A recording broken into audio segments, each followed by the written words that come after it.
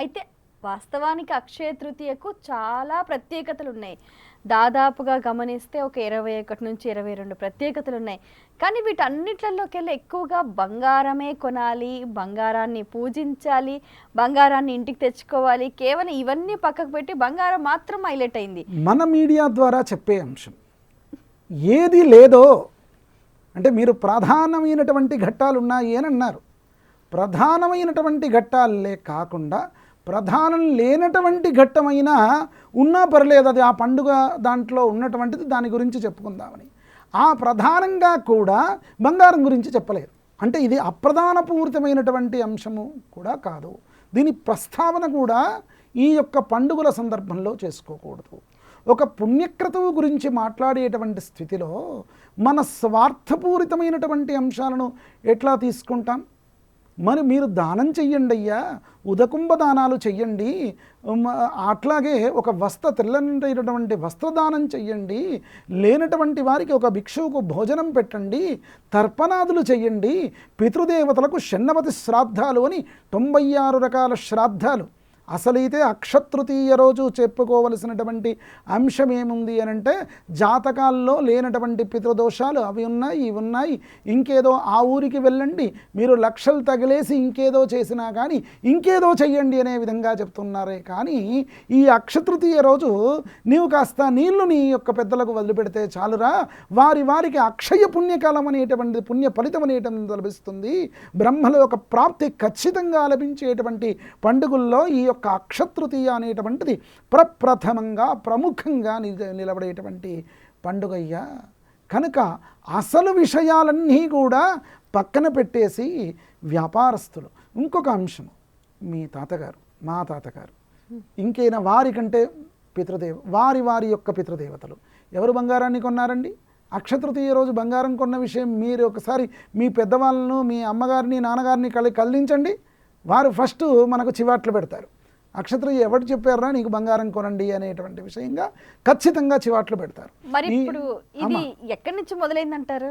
వ్యాపారస్తులు చాలా పెరిగేసరికి ఆ వ్యాపారస్తులు దాన్ని నానుడిగా పెరిగిపోయి ఇక అక్షతృతీయ అంటేనే బంగారం అనేటువంటి స్థితి. అంటే ఏదైతే పనికిరాదో కలియుగంలో, దేనిపైన ఆహ్వానం అనేటువంటిది ఉంటుందో, దేనితో అత్యంత జాగ్రత్తగా ఉండాలో, వారి యొక్క అజాగ్రత్తలన్నీ కూడా దాని మీదనే పెట్టుకొని, అత్యంత ఆశలు కూడా పెట్టుకొని, ఒక స్త్రీ పైన అత్యంత ఆశ పనికిరాదు, ఒక బంగారం పైన అత్యంత ఆశ పనికిరాదు.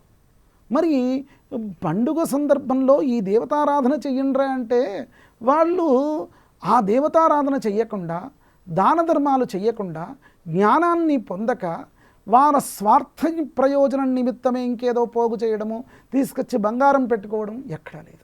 ఇంకొకటి, మీ దగ్గర డబ్బు ఉంది, కొన్నారు, ఈరోజు 1,00,000 రూపాయలు, మరి లేనటువంటి వారు పరిస్థితి ఏమిటి? ఇదే అడుగుదాం అనుకుంటున్నాను. డబ్బు లేని వాళ్ళు బంగారం ఆ రోజు పండుగ ఉండదా వారికి? పండుగ వారి కోసం అనేటువంటిదే ఉందా? అత్యంత సామాన్యుల దగ్గర నుంచి వారికి ఒక అతీతమైనటువంటి గొప్పవారి వరకు కూడా పండుగ ఉన్నది. ఇంకా కూడా మన మీడియా ద్వారా ఏంటయ్యా చెప్పేటువంటిది అనంటే, ఏదైనా పేదవాళ్ళ యొక్క పెళ్ళిళ్ళు జరిగితే మీ ఇంట్లో పని వాళ్ళు కానీ మిగతా వారు కానీ బంగారం కొనివ్వండి. వారికి ఒక మంగళసూత్రం ఎంతవరకైతే అవుతుందో అంతవరకైనా కానీ కొంతవరకైనా మీ ఇంట్లో ఒక ఆడబిడ్డకి ఇస్తున్నాననేటువంటి విధంగా అనుకొని వారికి దానం చెయ్యండి. అట్లాంటి వాటి ద్వారా చాలా పుణ్య ఫలితం అనేటువంటిది కలుగుతుంది. మనం ఎక్కడో చేసినటువంటి తప్పులు, యుగాంతర ధర్మాలు, మనకు మనిషి యొక్క జీవితం ఎట్లాంటిది, అనేక జన్మలు అనేటువంటిది గడుస్తూ గడుస్తూ జంతువునాం నరజన్మ దుర్లభం అని 84 లక్షల జీవరాశులు ప్రాణం ఉన్నటువంటివి ఉంటే, ఆ ప్రాణం ఉన్నటువంటి వాటిలో ఎవరు గొప్పయ్యా అంటే భూతానాం ప్రాణిన శ్రేష్ఠ. ప్రాణం ఉన్నవి గొప్పవారు కదా, ప్రాణినాం బుద్ధిజీవనవా అన్నారు. అంటే బుద్ధి కలిగినటువంటి వారు గొప్పవారయ్యా.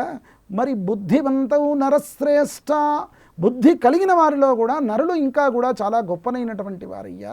అంత గొప్పనైనటువంటి జన్మ భగవంతుడు ఇస్తూ యుక్తాయుక్త విచక్షణ జ్ఞానపూరితమైనటువంటి జన్మ.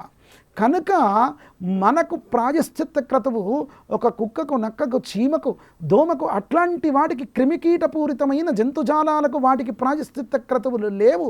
అటు తర్వాత ఏమిటయ్యా అంటే వారికి భగవంతుడు ఉత్తరోత్తర జన్మ ఏదిస్తే అది అనుభవించడం తప్పలేదు. ఒక్క మనిషికి మాత్రమే తను చేసినటువంటి పుణ్యక్రతువు చేత వారికి ఉత్తర జన్మ అనేటువంటిది గొప్పనైనటువంటి జన్మ వస్తుంది. అట్లాంటి జన్మరాహిత్యమైనటువంటి విషయాలు అంటే ప్రాయశ్చిత్త క్రతువులు కూడా మిగతా యుగాల్లో చేసినటువంటి పాపాలు ఏవైతే ఉన్నాయో అది ప్రక్షాళన చేయడానికి, అంతేకాకుండా ప్రక్షాళన కూడా కాదండి, ఇక్కడ మనకు ఈ పాప ప్రక్షాళనతో పాటుగా అక్షయ్య పుణ్యఫలాన్ని కూడా ఇచ్చేటువంటిది. అట్లాంటి విషయం కూడా ఈ యొక్క పండుగ ద్వారా లభిస్తుంది. కనుక ఇంత గొప్పనైనటువంటి పండుగ మనకు. పరశురామ జయంతి కూడా ఈరోజే అయ్యిందండి. పరశురాముడు చాలా గొప్పనైనటువంటి వాడు, యోగపుత్రుడు. కనుక సాక్షాత్తు అమ్మవారు యొక్క స్వరూపపూరితమైనటువంటి వారని చెప్పబడింది. ఈరోజు సముద్ర స్నానం శ్రేష్టము, సముద్రంలో శక్తులన్నీ కూడా చేరుతాయని. నదీ స్నానం చాలా శ్రేష్టమైనటువంటిది. అమ్మవారి యొక్క ఆరాధన నిరంతరం కూడా చేసి సకల శక్తులు పొందడానికి ఈ అక్షతృతీయ అద్భుతమైనటువంటి పండుగ. ఈరోజు అక్షతృతీయకు సంబంధించినటువంటి విషయాలు శ్రేష్టపూరితమైన అంశాలు. పురాణ గాథల్లో అనేక విషయాలు చెప్పబడింది. సముద్ర స్నానం చాలా శ్రేష్టము, నదీ స్నానం కూడా శ్రేష్టమైనటువంటి అంశం.